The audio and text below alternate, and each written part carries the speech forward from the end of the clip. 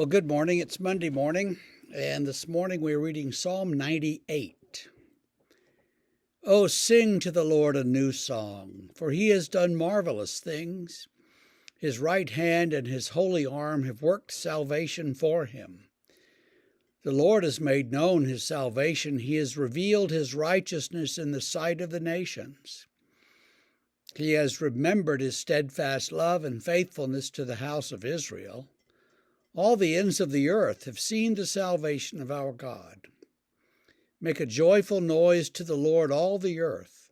Break forth into joyous song and sing praises. Sing praises to the Lord with the lyre and the sound of melody. With trumpets and the sound of the horn, make a joyful noise before the King, the Lord. Let the sea roar and all that fills it, the world and those who dwell in it.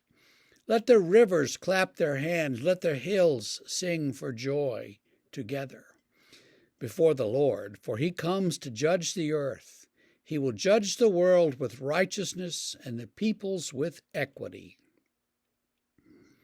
Sounds kind of like the greatest hits version of the psalm. It's like somebody took a bunch of psalmist phrases and just piled them up and made a new psalm. And maybe that's what happened. I don't know.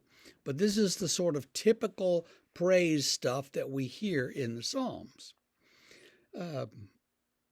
which is a little weird to be reading right now today, because right now Israel is not really singing God's praise. They're wondering, what the heck is going on?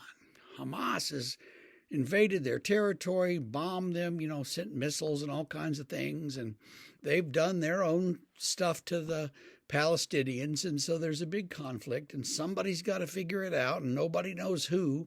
Everybody's trying to figure it out or assign blame. Usually in politics, you assign blame and then go on to the next thing instead of actually solving the problem, but we'll see how this goes. It has to be resolved some way. The question is, can it be resolved, and how? I don't think it's unfair to say that Israel, that the Jews have always been sort of the scapegoats, the victims in at least Western society. They've always been blamed for this and that, and they've been pushed out of various countries, and they've been persecuted, and all these things have happened to them.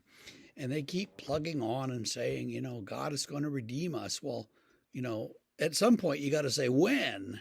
And I'm not trying to be nasty about that. I'm kind of on their side, but God, let's get with it.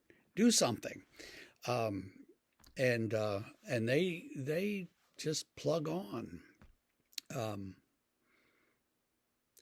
So I don't really know how all that works out in history, and I'm not good enough to figure out the long-term plan here, whatever it is. But to say that the Jews are always the one who take the focus of people's anger, it seems like to me, whether it's justified or not, and usually not, and whether it's even reasonable or not. Most of the time it's not, and even when it is, it's not really reasonable. So what am I saying? So why are the Jews always persecuted? I don't know, but they are. It has something to do, I suspect, with human sin and human jealousy, but again, I don't know for sure, except that they are, and we as people of God who claim to love all people should certainly be on their side and loving them and supporting them and standing with them. And I think that's reasonable. The Palestinians have a case that they've been persecuted, and I think we should also be standing with them. So how do we sort this out? We'll leave that to smarter people than me, just to say that we continue to pray for peace. So sing to the Lord a new song. What's that new song? Oh, Lord, give us peace. Give us peace, oh, Lord. If God will do that, life will be better. And that's what we pray for. So I'm asking you this today and this week, pray for peace. And we will see you tomorrow.